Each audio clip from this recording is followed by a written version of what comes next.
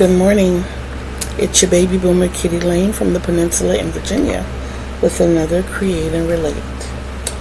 And today's Daily Nugget.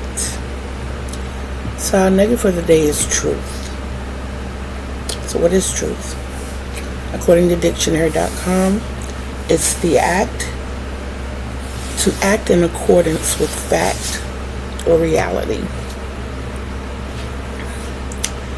To act in accordance with fact or reality. Now I took it a little further and I looked up some synonyms. Accurate, genuine, loyal, sincere, fulfilled, legitimate, conforming, typical, purebred, and true north. First of all, I don't know why I choose what I choose for my daily nuggets. Usually it's as a result of a dream. And somehow or another in my dream, there was a little girl who was trying to tell a man something that happened. And he kept accusing her of lying and saying that it wasn't possible the way she said it. But she was telling it the only way she knew how to tell it. So I couldn't get the full scoop of what was going on. I was watching the transition from a distance. And at one point the little girl came over to me and she was like, "Make him understand. Please make him understand. He'll believe you." And at that point I woke up. But it just set my mind reeling how often I remember being in school and my mother, bless her heart, every weekend just about, she would go to the bank, draw out a certain amount of money, and we would travel as far as half that money would go. And then we would turn around and come back home. Sometimes it was very short trips, like from Portsmouth to Virginia Beach. Sometimes it was long trips, like from Portsmouth to Connecticut. And when I would come back for show and tell, nobody ever believed me. Especially when we took the long driving trips. You know, and some of the same things this man was saying to this little girl, that's not possible.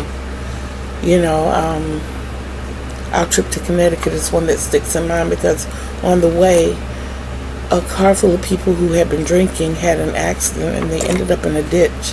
And my mother stopped to help them. A car full of men. My mother stopped to help them push this car out of the ditch. And mind you, my mom's down in the ditch behind this car helping them push. At any moment, the person behind the wheel, their foot could have slipped. They could have accidentally thrown the car in reverse. That could have been the end of my mom. But we made it to Connecticut early that Saturday morning. And the highways were nothing like they are now. I believe I was probably 6. I think I was going into the 2nd grade. And we made it to Connecticut in the wee hours of the morning that Saturday. We stayed that Saturday, and that Sunday morning we left after breakfast heading back. So yes, we did. We went up there for a day trip.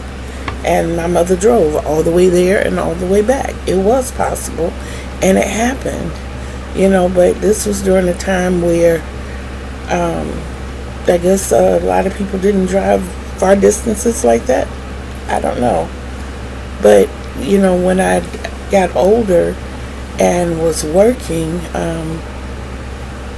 and I got asked questions about my children, I'm like, oh, my mom and the kids went to Florida this weekend.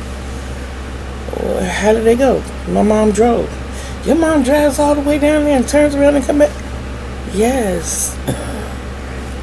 Yes. You know, isn't your mom in her 50s, 60s? Yes. Yeah. And she does it every weekend. You know, and You get to the point that you ask yourself, what is truth? Is truth actually the actual events that happen? Or is truth what you want to hear?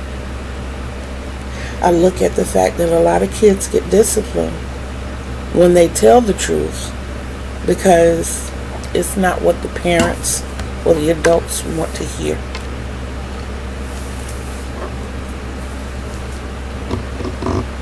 You know, somebody else can... Another thing I can tell you, when I was in 4th grade, the teacher had a piece of candy on her desk.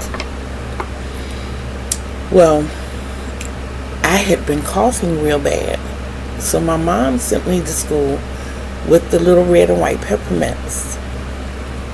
Told me don't eat them all at one time. Only when I started coughing, just pop one in my mouth and let it sit.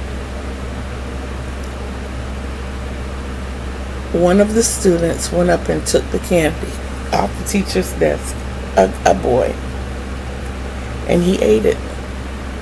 Now, the way the rows were set up, the teacher sat here, and she had 2 rows that sat in front of her and 3 rows over that way.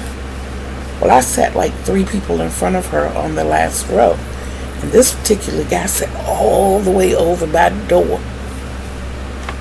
As soon as she walked back in the classroom, he said, "Kathy ate that piece of candy off your desk." And she asked me, did I? And I said, no, ma'am. So she commenced, starting with the 2 people sitting back, 3 people sitting, 2 or 3, sitting behind me, smelling breaths. I had a peppermint. I didn't even know what the candy was on her desk. It was one of those green winter mints. So it also had a mint smell. And I went to school back when the teachers could pop you. And I got my bottom warm, my hands popped, and had to go stand in the corner. So I got punished for something I didn't do, and I told the truth. But someone else didn't, and because of what she smelled on my breath, my truth was not what she wanted to hear. She wanted me to confess to doing something that I did not do. And when I got home, I got my bottom warmed again, and then my mom asked me, did I? And I told her, no, you gave me mints. That's what she smelled. But of course, you can't go back and change. But I'm saying, lots of times, we really have to assess or evaluate whether our truth sometimes is the actual truth, or is it the truth the person wants to hear, or even if it's the truth the person needs to hear. Sometimes there are hurtful things that go on in our lives, and it could affect our lineage. So do we keep that, or do we share it? And nowadays, we're finding more and more that it's easier and better to share it.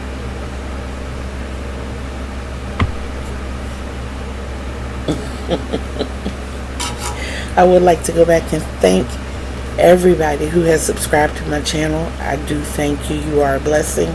All 238 of you. Yes, 238. Yes. That's an amazing number, and I would love to see it keep growing. So please go out and share my page, share my content. When you're here, please don't forget to hit those thumbs, and when you see that bell, hit the one with the dimples so that you'll always know when I'm on or when I've dropped content. As always, love you.